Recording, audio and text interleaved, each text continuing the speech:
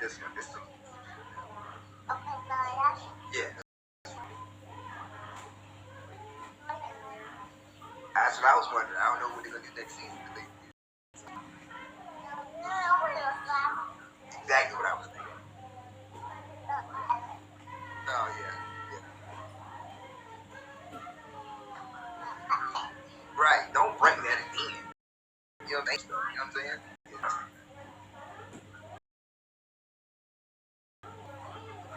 Yeah. Like go somewhere else with that, but don't bring it here. You know what I'm saying?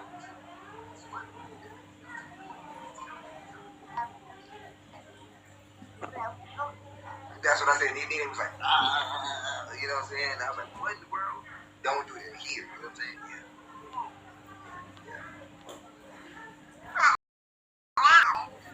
Really?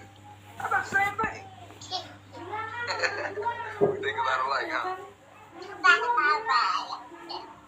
Oh, great. Right.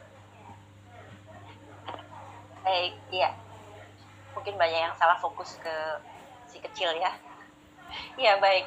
Mama Papa begini. Jadi kita lihat bahwa si ayah sungguh-sungguh hadir. Ya. Tidak penting bahwa dia nggak paham sepenuhnya apa yang diucapkan oleh anaknya, tetapi bahwa ada jiwa yang dia berikan. Dan nampak bahwa si anak menjadi lebih sangat nyaman ya dengan bagaimana respon yang ayahnya berikan. Ya. Jadi kita bisa melakukan hal yang sama. Lebih-lebih ketika anak sudah komunikatif kan ya, sudah bisa berkomunikasi dengan lebih jelas tentu saja ketika Bapak Ibu putra-putrinya di usia SD menjadi lebih mudah. Pun pada seorang tua yang anaknya masih bayi pun itu bisa dilakukan kok. Ya. Kita belajar untuk memahami dia. Oke, next slide. Ya, baik. Hal yang penting lagi adalah mari kita membiasakan mengakui prestasi anak, ya.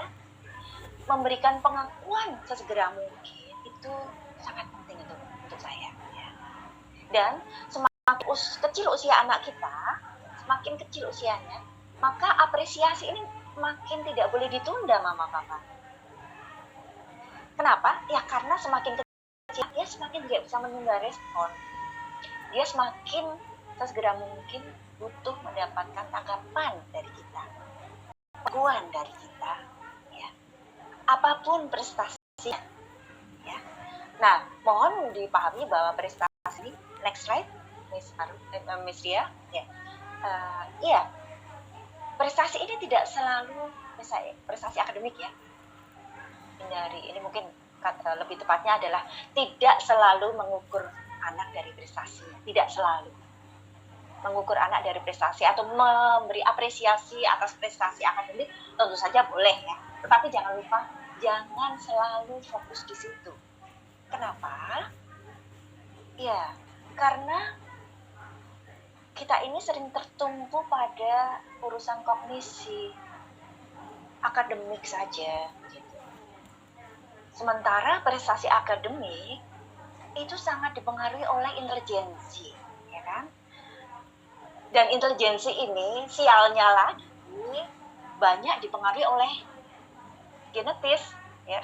Jadi kalau anak kita gagal pada mata pelajaran tertentu atau mungkin ya intelijensinya memang bukan yang cemerlang begitu, ya itu bagian dari kita juga kan? Karena ada unsur genetis yang ada di dalam keterampilan kognisi, kemampuan intelektual seorang anak. Sifatnya given ya. Jadi ya tentu saja latihan itu pasti akan mengembangkan, tetapi jangan lupa bahwa prestasi akademik itu sering dan banyak sekali sekian persen dipengaruhi oleh intelijensi IQ ya, skor IQ itu saja ya. Dan itu sekali lagi given. Sehingga kalau kita selalu saja mengukur seorang anak dari prestasi akademiknya, ya ini nggak fair. Ada banyak kecerdasan anak ya, 9 macam saya lupa. Ada anak yang meskipun secara akademis mungkin dia biasa-biasa aja gitu ya, tapi secara seni dia keren. Dia peka sekali mendengarkan nada tertentu, bisa mengulanginya dan bisa membidik nada dengan tepat begitu ya. Tanpa harus diajarin barangkali.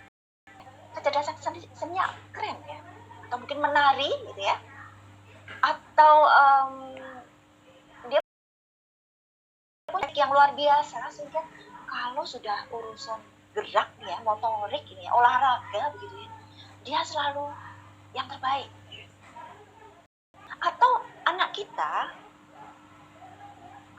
biasa aja, seni ya biasa, olahraga ya biasa, tapi dia cakap secara interpersonal. Dia paham ketika ibu guru membutuhkan sesuatu, ya Miss membutuhkan sesuatu di kelas, dia tanggap. Ya. Ketika teman dia merespon pertama kali, ya. Itu prestasi loh mama papa. Ya. Ketika mamanya sedang di dapur dan membutuhkan sesuatu, anak cepat tanggap. Ketika papanya pulang kantor kelelahan begitu ya, dia juga cepat tanggap.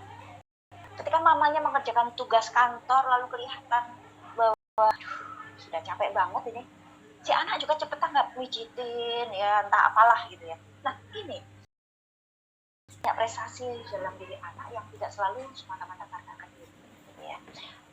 Dan penabur setahu saya sekolah favorit juga sudah lama bukan hanya bertumbuh pada urusan akademik gitu ya, tetapi sudah lama juga mengembangkan concern kepribadian anak, kreativitas dan bertumbuh dalam iman, itu paket gitu ya.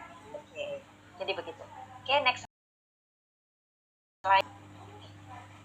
Beri pujian, jangan lupa kita nggak boleh beri pujian pada anak. Memuji itu nggak bayar kok ya, nggak didenda juga ya. Jangan pelit ya. Dan hadiah harus lebih banyak daripada uang. Hadiah tidak harus dimaknai sebagai sesuatu yang material gitu ya, tidak harus uang, tidak harus benda, enggak. Hadiah itu manusia. Pujian itu hadiah. Mengelus-elus kepalanya sambil bilang, anak mama keren ini, itu hadiah. Memberikan dia kesempatan, yuk, karena adik seminggu ini sudah pinter, sudah semuanya sudah beres, sudah mengerjakan tugas dengan bagus. Oke, akhir minggu kita jalan-jalan. Oke ya. Tapi sekarang lagi mulai Omikron lagi ya, harus hati-hati juga. Itu ya. Jadi berikan pujian lebih banyak daripada jempol ke atas ya, lebih banyak daripada jempol ke bawah. Next slide. Oke. Ini juga ya, membiasakan memberikan alasan logis sesuai usianya. Mama-mama. Anak butuh alasan logis, jadi jangan pernah bilang kalau misalnya melarang anak melakukan sesuatu, kita nggak boleh bilang begini. Ya karena mama papa bilang nggak, maka kamu nggak boleh. Nggak, ini nggak fair banget gitu kan ya. Anak butuh lebih dari itu, butuh penjelasan logis ya sesuai usianya. Untuk alasan-alasan logis yang tidak dia mengerti, saat anak bertanya tentang tubuhnya, tentang ya hal-hal yang aktif mungkin ya, terkait pertanyaan tentang seks mungkin, asalnya dari mana mam, hal yang abstrak, pertanyaan tentang ya yang tidak kita duga, tapi anak jawaban ya. Oke, semacam itu. Jadi bagaimana kita juga belajar untuk memberikan alasan logis, bukan tipuan gitu ya. Kadang-kadang ada juga kan anak karena kita sebagai orang tua nggak siap ini dengan pertanyaan anak, mah adik dapat jauh di mana sih datangnya gitu ya. Terus kita jawabnya, itu dibawa oleh burung bangau terbang lalu ditaruh di depan teras rumah kita, jadilah adik kita. Oke, next slide. Miss Arul, saya masih berapa menit, Miss? Ya, untuk waktu penyampaian materinya sampai jam 10.25, Ibu. Oke, berarti masih berapa ini? 15 menit ya? Iya, 15 menit. Oke, baik ya. Yang berikutnya adalah, ayo, kalau kita ingin kita belajar mandiri, kita ingin anak kita punya inisiatif, ya, ingin anak kita aktif juga, ya, maka cobalah mulai dari rumah. Kita membiarkan mereka untuk punya pilihan-pilihan, ya. Tentu saja untuk hal-hal yang ringan, ya. Mau main apa, gitu kan ya. Oke, adik mau pakai baju yang mana, ya. Mandiri itu mulai dari hal yang sederhana. Ya. Membereskan mainannya sendiri, menyiapkan materi dan buku pelajaran untuk esok sendiri, ya kan? Mengatur uang sakunya sendiri. Oh, maaf, uang saku mungkin kita masih PJJ ya, PJJ lagi ya. Oke, nanti pada saat sudah boleh PTN dan anak andai kata selain bekal, saya nggak tahu di SD Penabur boleh nggak anak diberi uang saku untuk jajan gitu ya. Tapi andai kata boleh, berarti ya beberapa tip ini mama papa ya. Kita sesuaikan dengan usia anak lagi-lagi ya. Apakah uang jajan itu kita berikan harian atau 3 harian atau mingguan? Nah ini saya punya mahasiswa yang dia masih diberikan orang tuanya uang jajannya harian. Aduh, saya mengelus dada. Masuk sih sampai mahasiswa uang jajannya masih harian gitu loh. Ini yang salah anaknya atau orang tuanya, saya nggak ngerti. Nah, saya berharap mama papa di Merdeka Penabur mulailah mengajari kemandirian dari hal yang paling kecil. Tentu saja sambil kita pantau dan anak juga sambil dikasih tahu apa yang boleh dan tidak boleh dibeli. Ya. Oke, next slide. Ya, kadang-kadang kita harus sampai pada sebuah aturan, ya. Nah, lagi-lagi anak zaman sekarang nggak bisa kalau kita hanya main ketok palu gitu aja ya. Pokoknya maunya mama maunya ini, pokoknya papa bilang begitu. Seringkali nggak bisa. Ya. Kalaupun mereka oke, itu pun oke dengan separuh hati ya, karena daripada mama papa marah. Tapi mereka bisa sembunyi-sembunyi melakukan pelanggaran ya di belakang kita gitu kan. Nah, biasa akan baik kalau kita sih dulu pada saat kita akan menetapkan sebuah aturan. Oke, sekarang enaknya jam berapa ya kita ini ya, kita main ya? Kayaknya mendingan tugasnya dulu deh diselesaikan. Jadi kalau gitu jam berapa enaknya tugas diselesaikan lalu mainnya jam berapa? Ajak dia bicara, agar dia juga punya sense of belongingness gitu ya. Ada aturan tersebut, mereka tanggung jawab dan akhirnya dia juga dengan lebih sukarela untuk melakukan gitu ya. Oke, next slide. Ya, mendorong dengan kata-kata positif. Ini sepertinya tadi juga sudah sempat saya singgung ya. Saya pikir lebih baik kita mengatakan begini ya, daripada kita mengatakan kakak itu nge-game terus tugas sekolahnya nggak diberesin. Saya rasa lebih baik kita mengatakan begini. Kak, mendingan selesaikan tugas dulu yuk. Habis itu kan enak bisa bebas main. Lebih baik daripada kita ngomong begini ya, adik itu susah banget deh kalau disuruh mandi. Kalau belum marah-marah, mama belum marah-marah, belum mandi deh. Daripada kita ngomong, mungkin kita begini. Anak mama kalau sesore ini sudah seger, bau wangi, aduh mama seneng deh. Mandi yuk. Tapi kadang-kadang begini mama papa, menginstruksi itu kadang-kadang hanya persoalan kalimat gitu ya. Jadi instruksi dipindah menjadi ajakan, ya, digeser menjadi ajakan. Ya. Mungkin sekaligus sebenarnya pembelajaran, kan saya anak-anak yang masih belajar tentang jam gitu ya, anak-anak usia TK barangkali. 10 menit lagi kita mandi ya. 10 menit lagi. Ada unsur stimulasi berhitung di situ, mengajar ya. Atau mungkin bagi anak yang bisa juga kita katakan kalau panjang sudah di angka 12, adik mandi ya. Sambil bermain, sambil belajar, dan sambil mendorong dia untuk disiplin mandi. Oke. Baik, next slide. Ini ya, jadi mari kita hindari membanding-bandingkan anak ya. Dengan anak tetangga, dengan anak lain, temannya yang lebih pintar, lebih jagoan gitu ya.